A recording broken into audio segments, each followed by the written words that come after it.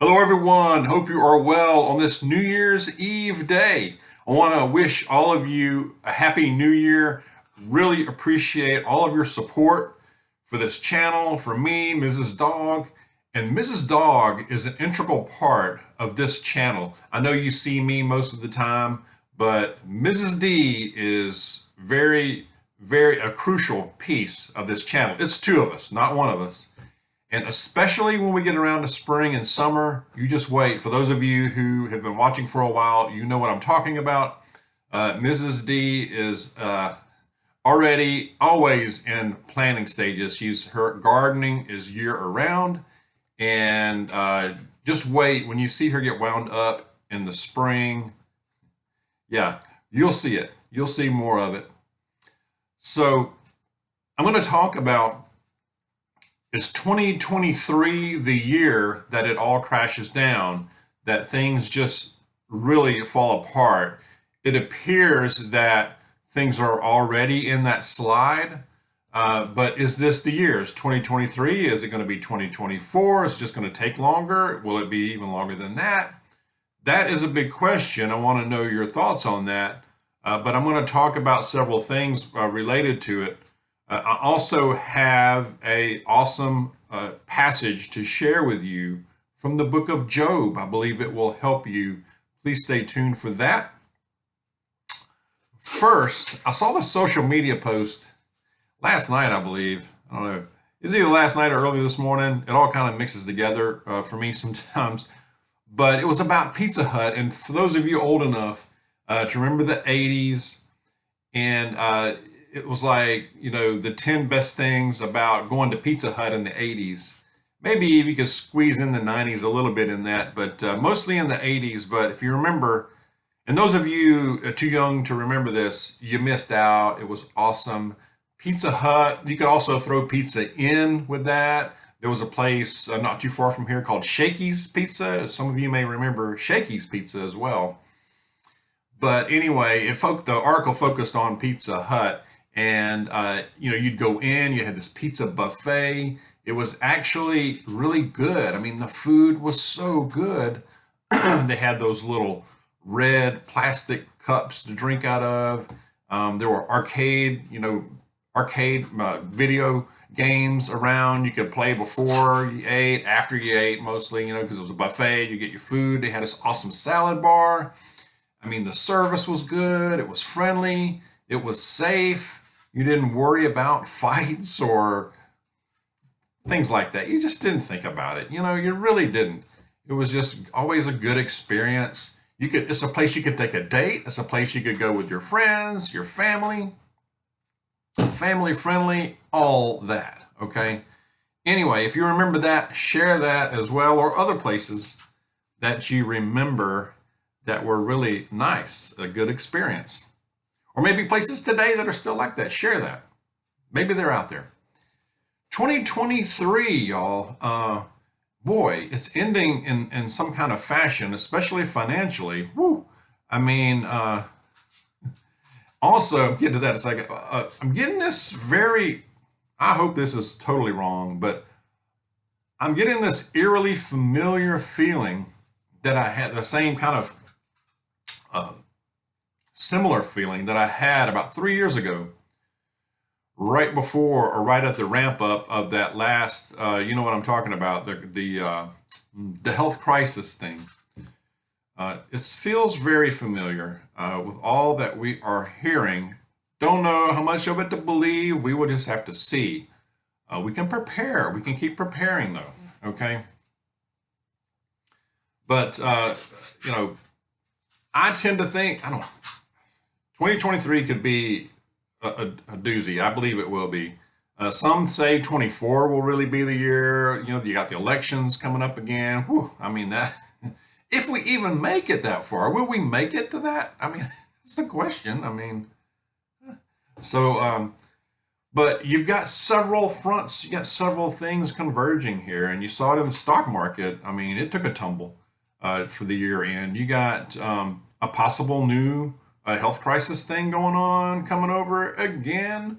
You have the ongoing conflict in Eastern Europe that could just get crazy. really even more.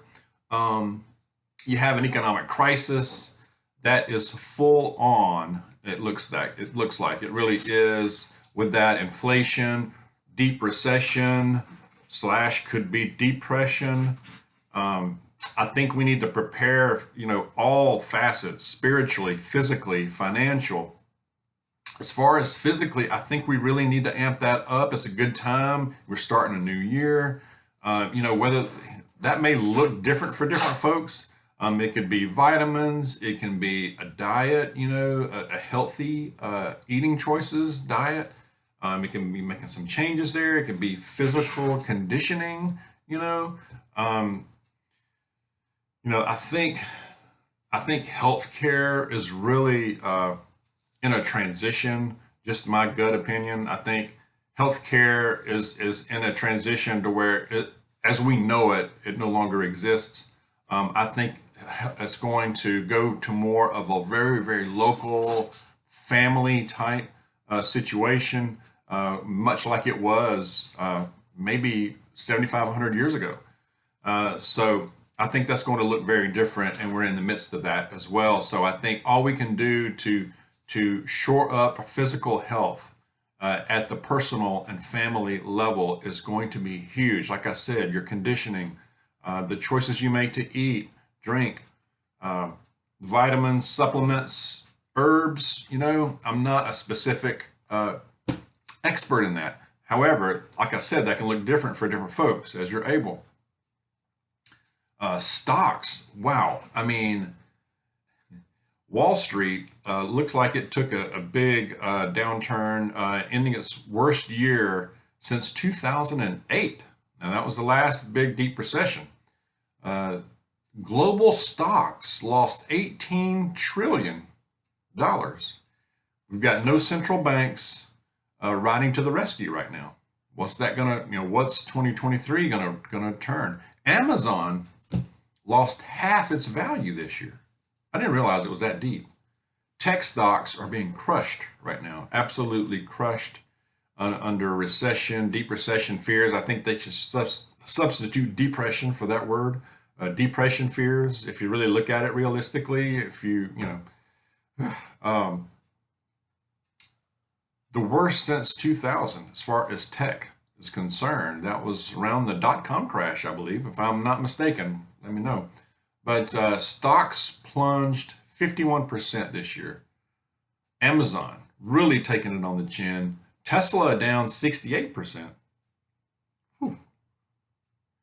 Is the electric car thing just going to be, 2023 could be the year that it's like people realize, nah, no, we ain't doing this. Ain't even going to think about it. A lot of us are already there in that thinking. Facebook, they call it Meta now, but it's Facebook. 66% down. Ouch. Ouchie. You know, the thing, I think layoffs are just beginning. I think this next year could be very damaging. I think fear that thousands of layoffs are coming, y'all, across all kinds of industries, not just tech, financial, not just mortgage, not just automobile. I think it's across a lot of industries, if not all, could be touched by this because it's like they're all connected, almost all connected in some way. Even healthcare. Again, I think, do I think 2023? I'm not so sure. It very well could be. Um, I think that 2024 is particularly dangerous looking, especially with the election cycle. Um, I hope I'm wrong, but that does not look good. The way society is breaking down as well. On top of it all, it's not just one thing; it's multifaceted here, right? Um, so physical, spiritual, financial, do all we can to help ourselves and our families financially. That looks different for everyone, but you know what I mean. We've talked about that before. Employment. If you are still working, if you're not retired, look at what you can do as far as trying to be layoff proof. I mean, there may be nothing you can do. There may be, I've been in that situation before where I got caught up in a layoff. It was truly no fault of my own. You probably have as well. But we can improve things with just look at what you can do. Communicate with your supervisors. Be as valuable as you can be in your company. The more you know, the more valuable you are, the more multifaceted you are, the more versatile, the more valuable you become. If you don't like it, if you don't enjoy it, if you dread going in every day, try to find something else. Go ahead and do that. Brush up the resume. It should already be touched up already. And but if not, update that thing and just go look. I mean, there are jobs out there. So if you don't enjoy what you do something else. Do a side thing. Maybe do a second little gig thing. What are you good at? What is your talent? I've talked about that before.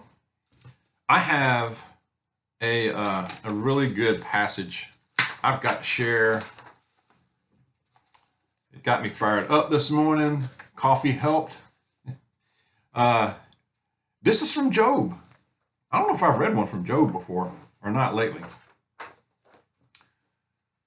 Job chapter 19 verse 25 says, "For I know that my Redeemer lives, and at the last he will stand upon the earth."